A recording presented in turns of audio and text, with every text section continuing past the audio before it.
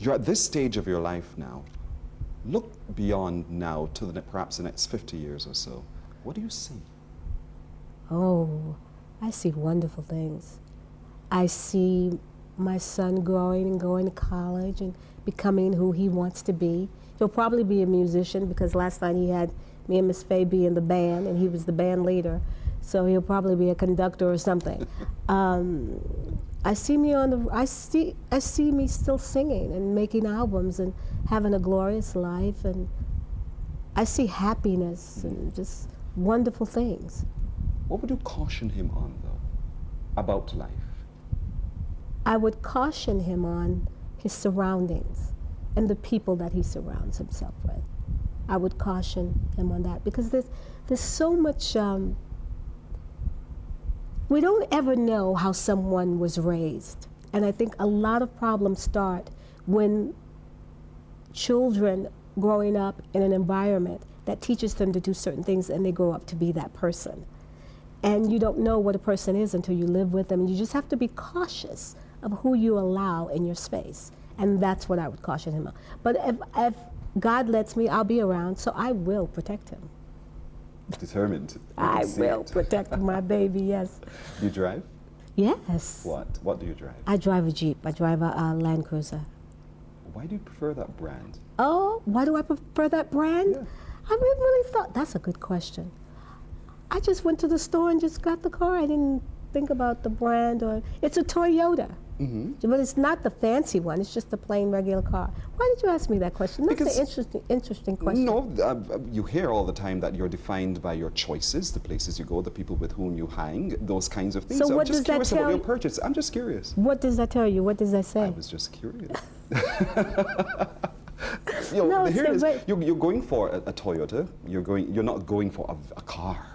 You're going now for what I would call a Jeep, for instance. Oh, I love Jeeps. And four-wheel drive. Yes. Power. Yes. Says a lot about you. What does it say? It says everything you've defined yourself to be as a person. Really? Yes. So that's interesting that what color is it? White. Interesting too. What's the color of your house? Oh, my house is different colors. My room is like a gold, and my son's room's blue with all kinds of Nemo and every character. It's all that my kitchen is black and white. You know, my family room is a warm brown tones. But I'm getting ready to change it all. But it's a warm. Whenever someone comes over to my house and spends the night, they say they sleep so peaceful. My house is very peaceful. That's nice. Yeah. Do you cook? Well, I'll put it this way. If you put me in the kitchen and you say, just whip up something, I can't do that. But there's certain things I can cook. So I cook a little bit. But I'm not a cook, but I can clean, and I iron, and I can do all the other stuff, but but I come from a family of women that can cook, so I never really cooked. I gotcha. My mother was a great cook. Really? And she didn't get the chance to pass that on to you? I was somewhere else when she was cooking. I only came into the room when she said, it's ready. You like chocolatey things. I love chocolate. I like my men chocolate too. What's your favorite food? Spaghetti, chicken. I had some wonderful chicken here this morning. Eggs. I love vegetables. I'm a vegetable eater. I don't eat pork or beef. I don't drink sodas, really. Drink water, juice. I think it's kind of boring. I don't drink, I don't smoke, but I love to shop. That's my vice, shopping. You're female. Yes. Steph, you've traveled all over the world. Where perhaps has been the place where you've had some very fond memories and you'd wish you'd want to go back to again? Mexico. I went to Mexico. Really? On a vacation, and I had a great time after not taking a vacation for a very long time.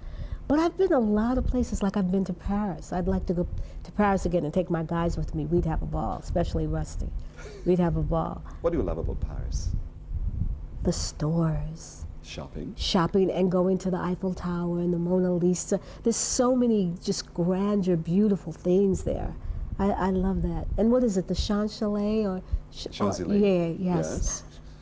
Do you get a chance to just kick back, toss off the shoes, and be Stephanie, let your hair down.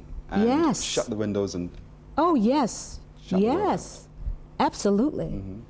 Yes. when that happens, what do you watch? What's on the TV? I love old movies. I love TNT old movies. I'll watch the History Channel. CNN is always on because I'm always wondering what's going on with politically and going on in our world. But those are the channels I watch. Sometimes if I just don't want to think about anything, I'll watch. I don't like reality TV. But I will watch maybe the Atlanta Housewives sometimes because they're funny, you know. But I don't really like reality. I don't want to see. Yes. I have my own reality, you know. I often remember two strangers meeting for the very first time. Now here we are, facing each other. Two lovers holding on to something real, something so meaningful. If you wanna know how I feel good. I feel good, baby. I feel good all alone. I feel good all over. You and I have a wondrous dream about we finally worked it out. Say no more. Your expression shows it. I see a little sunshine inside of you. Just to be with you. To be with you. It's so exciting. Who would have thought it could happen to me? Ooh, you see, it's no secret we're in love. Even my little boy can see. I feel good, yes I feel good, baby. I feel good all over. I feel good all over. You and I have a dream about. Where are you with your music now? I'm in the process of finishing recording a live album, and I'm going to put some original songs on it. It'll probably be a 2-disc CD. In fact, when I leave here, I'm on my way to Washington, D.C. to record some new stuff. Nice. What can we expect on that? Wonderful songs. Yeah. But I'm not thinking about the industry. I'm just thinking about me and my style. So I'm not on a timeline and trying to compete. I'm happy. I just want to record some music. And I haven't felt like recording in a long time. There are lots of young people today who are struggling with finding their own identity, not just as an entertainer, but just as a person, whether it's through their spirituality or just influenced by whatever else. What would you want to say to them?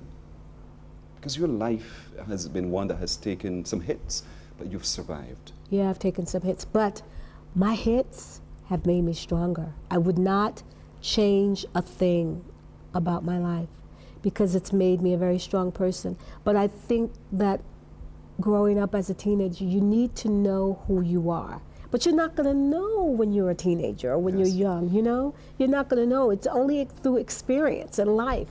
So just do you. Don't try to follow the crowd. Don't be a follower. Be a leader. Whatever that is, even if you have to stand alone, be a leader. Don't follow. What has your son taught you? Oh, to be more patient. To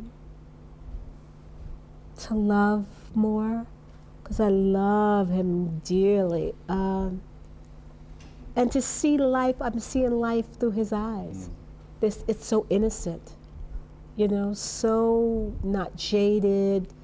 You know, he loves everybody, black, white, Chinese. He doesn't see, you know, a difference. He loves people. Quick check. What do you think about marriage? Well, I've been married 3 times. But you know what? I love marriage. I love being in a partnership with someone. I don't know if I'll get married again. I won't say never, but I love the intimacy of being with a man and having someone to share my life with. What have you learned, though, from those separations that would probably guide you into your next long-term relationship towards marriage?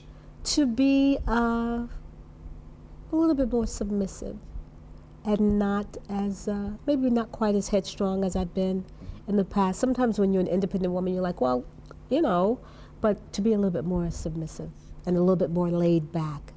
You have your own record label now, Yeah. so you set your pace, Yes. so to speak.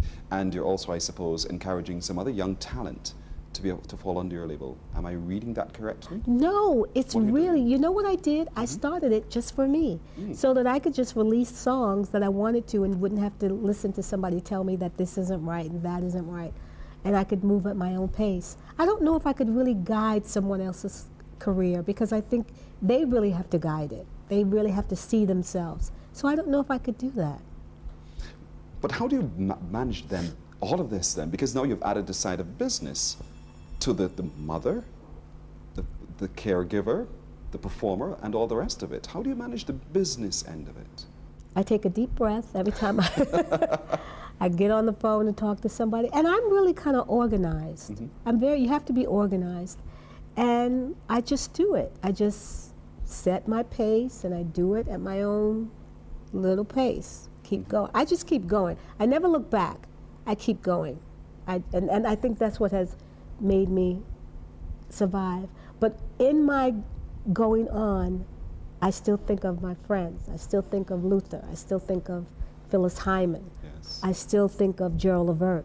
You know, I still think of them because they didn't keep go. I guess they tried, Yes. but they didn't. All those deaths were shock for me, especially Gerald, because we were on the road at the time. We were taking a break, and we had been doing shows with him. So that was a tragic. So I think of them, and I say to myself, I've got to be strong for them, and I want to show that you can go through this entertainment life, and you don't have to self-destruct. You can have your ups and your downs and be counted out and be blackballed or whatever it is, and still be able to find happiness in what you do, and that people don't define you. It's interesting you said that because I've also followed the career of Phyllis Hyman, and brilliant talent. Brilliant. Brilliant talent. But a very tragic sad, end. yes. Yes. Very sad. So, you know why too? I think maybe sometimes, and I'm speaking from my experience, sometimes you take it too seriously. The industry to me is set up to make you fail. They're set up to make you a star and all that. But then you're also set up for their rejection. Now that you're a star, you're rejected. I'll prove my example. Why would a star, the biggest entertainer in the world, have to go to New York and get on a bus and call Tommy Mottola a racist? Michael Jackson did that. He did, yes. Why would he have to do that? You know what I'm saying? To a record label that he sold millions and millions of records. Why would he have to do that? Because we entertainers we're shy and emotional, and so that all that combined, you just think about it, and then we have to still have confidence. That's a lot to put on one person. It is. You got to go out, sing, and then look good, and then you got to be humble, stay humble, don't talk too much, it's like, that's a robot.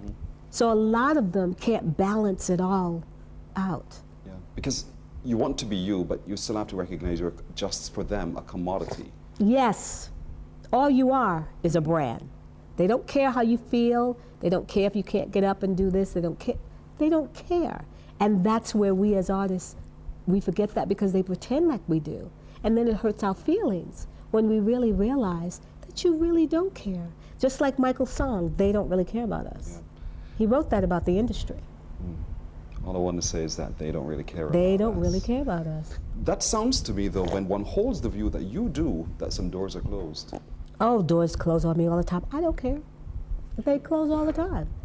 But they didn't create me. That's where my faith comes. I believe in God. I'm still singing. You invited me here, even though those doors are closed. I'm still singing. They can't stop you. They can't. They really can't. You sound happy. I'm happy. I'm happy because I speak my mind and I really don't care.